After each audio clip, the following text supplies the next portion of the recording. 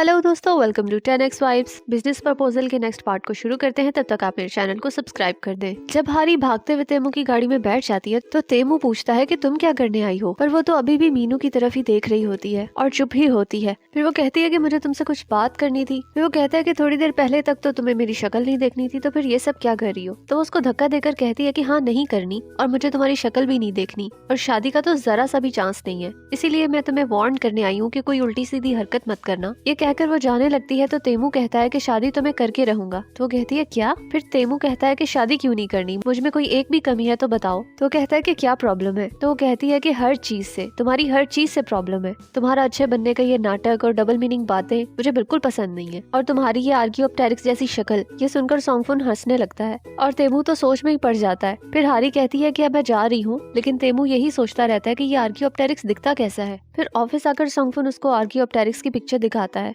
तो कहता है कि ये मैं किस एंगल से ऐसा लगता हूँ। तो सोंगफुन उसे कहता है कि ये बिल्कुल आप इसी जैसे दिखते हैं, और खास तौर पर आपकी नाक बिल्कुल ऐसी है, सेम टू सेम। ये कहकर वो चला जाता है और कहता है कि लड़की ने क्या गेस किया है। फिर हारी और योंगजो को दिखाते हैं जो साथ में बैठी होती है, और योंगजो हारी की सारी स्टोरी सुनकर हंस रही होती है। तो वो कहती है कि तुम हंस क्यों रही हो, मेरे साथ इतना कुछ हो गया और तुम हंस रही हो। तो वो कहती है कि ये बात फनी ही इतनी है, तुम उसकी कार में घुस गई और कहा कि मैं तुमसे शादी नहीं करूंगी, शक्ल देखने वाली होगी उसकी। हारी कहती हाँ, मेरे पास कोई ऑप्शन नहीं था, मैं मीनू के सामने इस हाल में नहीं जाना चाहती थी। फिर हारी कहती है कि अब बहुत देर हो गई है, मुझे जाना चाहिए। तो योंगजो कहती है नहीं, थोड़ी देर और रुक जाओ, जब मेरे डैड को पता चलेगा कि मैंने सारी डेट का कबाड़ा कर दिया है तो मेरी जान ही ले लेंगे। तो ये समझ के ये मेरी आखिरी विश है, इसी को पूरी कर दे। फिर वो जिद करने लगती है तो हारी कहती है अच्छा ठीक है। फिर वो दोनों उठ के दूसरे टेबल पे चले जाती हैं और कहती है लास्ट टाइम मैं जिस लड़के से मिली थी ना, वो यही जगह थी, शायद वो यहीं पे कहीं काम करता होगा, तू 1 घंटा मेरे साथ और रुक जा। तो हारी कहती है अच्छा तो ये बात है, इसीलिए मुझे रुकने को कह रही हो।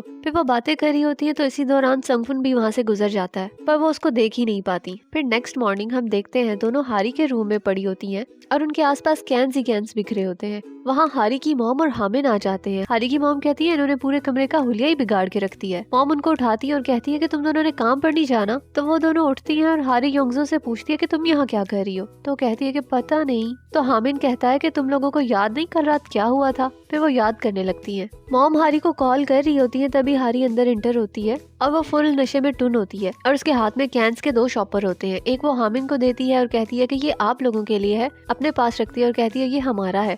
तो हामिन कहता है कि किसी से लड़ कर आई हो क्या? तो कहती है नहीं, मैं बाहर गई थी तो मुझे लग गई। तो मॉम कहती है पीने से पहले लगी या पीने के बाद? फिर वो कहती है कि हमें अच्छे पुलिस वाले घर छोड़ गए हैं। तो मॉम उनको कहती है कि कोई हाल नहीं तेरा, एक तो तूने ड्रिंक की और ऊपर से पुलिस वाले छोड़ने आए तुझे। तो कहती है कि योंगजो भी आई है। तभी पुलिस वाले योंगजो को पकड़कर अंदर लेकर आते हैं। तो योंगजो रो रही होती है और कहती है मुझे मेरा ड्रीम बॉय दो। हारी कहती है कि इनको तंग मत करो वरना ये तुम्हें जेल में डाल देंगे। फिर वो दोनों पुलिस वालों को सॉरी कहते हैं और फिर योंगजो हारी को कहती है कि मेरी बात सुनो, मुझे ड्रीम बॉय चाहिए। तो हारी उसके मुंह में हाथ डालकर खींचती है और फिर कहती है कि ओहो तुम्हारा मुंह तो फट गया। फिर हारी उसको सॉरी कहती है और वो दोनों रोने लगती हैं और जमीन पर लोटपोट होना शुरू कर देती हैं। फिर मॉम और डैड पुलिस को सी ऑफ करते हैं और मॉम उन दोनों को डांट कर कहती है कि जल्दी से ऊपर चली जाओ। जैसे ही वो याद करती है कि हमने तो कल रात इतना हंगामा किया था, तो वो दोनों बहुत शर्मिंदा होती हैं और मॉम को सॉरी कहने लगती हैं। फिर तेमू को दिखाते हैं जो ब्रेकफास्ट कर रहा होता है। वहाँ दादाजी भी आ जाते हैं और कहते हैं कि मैं सोच रहा हूँ कि हम अपने होटल्स में से ही किसी होटल को बुक कर ले तुम्हारी शादी के लिए।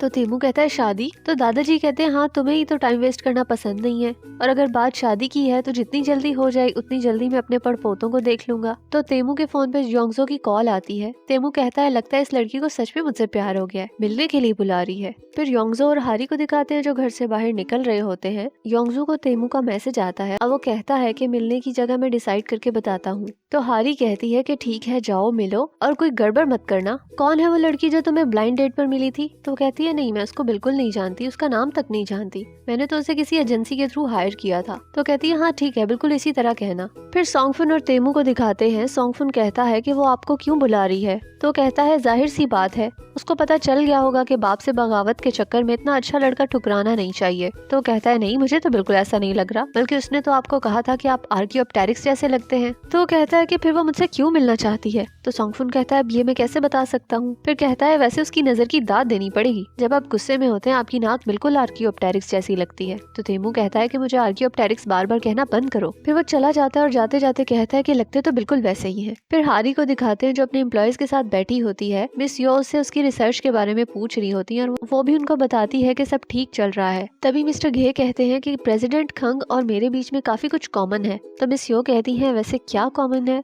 तो कहते हैं कि मैंने पढ़ा था वो हार्वर्ड यूनिवर्सिटी में टॉपर है। अब मैं भी अपने स्कूल में टॉपर था। वो रनिंग कंपटीशन में फर्स्ट आते हैं और मैं भी रनिंग कंपटीशन जीता हूँ। इसको लेकर वो दोनों आपस में बहुत बहस करते हैं। हारी मिस किम से कहती है कि ये दोनों फिर से शुरू हो गए। तभी मिस किम के मोबाइल पे मीनू की कॉल आती है। तो हारी भी देख लेती है और सोचती है कि मीनू इसको क्यों कॉल कर रहा है। किम भागती हुई मिस यो के पास जाती है और कहती है मेरा फ्रेंड मुझसे मिलने आया है, मैं जाऊँ। तो मिस यो कहती है हाँ चली जाओ। ये देखकर हारी बहुत परेशान हो जाती है, वो भी उसके पीछे चली जाती है। फिर देखती है कि दोनों साथ में बैठे होते हैं और एक दूसरे को गिफ्ट्स भी देते हैं। फिर वो उठकर जाने लगते हैं। हारी भी छुप छुप कर वहाँ से निकल जाती है। फिर वो लिफ्ट की तरफ जा ही रही होती है कि वहाँ से तेमू आ रहा होता है। इससे पहले कि वो हारी को वहाँ देखे वो भागने की कोशिश करती है, पर जल्दबाजी में किसी से टकरा कर गिर जाती है और उसके पैर से उसका जूता निकलकर सीधा तेमू के सर पे जाके लगता है और तेमू की नाक से खून आने लगता है। वो कहता है कि ये किसने फेंकी। तो वो हारी को देखता है और हारी वहाँ से भाग जाती है। तो तेमू भी उसके पीछे भागना शुरू हो जाता है और संगफुन परेशान होकर तेमू के पीछे जाता है। हारी तेमू और सोंगफुन को बहुत ज्यादा भगाती है। पूरी बिल्डिंग में भगाने के बाद तेमू उसको लिफ्ट में जाके पकड़ता है। फिर तेमू उसे पूछता है कि तुमने ये चप्पल मुझे क्यों मारी। तो वो कहती है कि नहीं मैंने मारी नहीं, मैं स्लिप हो गई थी और ये गलती से उड़ के आपको लग गई। तो वो कहता है कि तुम भागी क्यों। तो वो कहती है कि आपकी नाक से खून निकल रहा था इसीलिए मैं डर गई थी।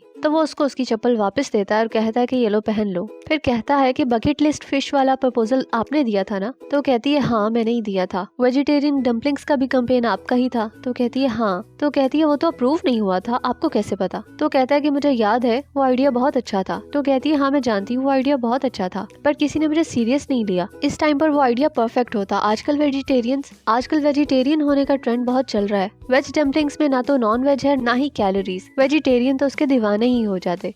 फिर उसके फोन पे अलार्म बजता है और वो कहती है मेरी फिश की क्यूरिंग हो गई होगी। ये कहकर वो वहाँ से भाग जाती है। तो तेमू कहता है कि लड़की है तो बहुत अजीब लेकिन अपने काम में माहिर है। यहाँ पर हमारा ये पार्ट एंड हुआ। आपको कैसा लगा बताना जरूर। नेक्स्ट पार्ट में मिलते हैं। बाय।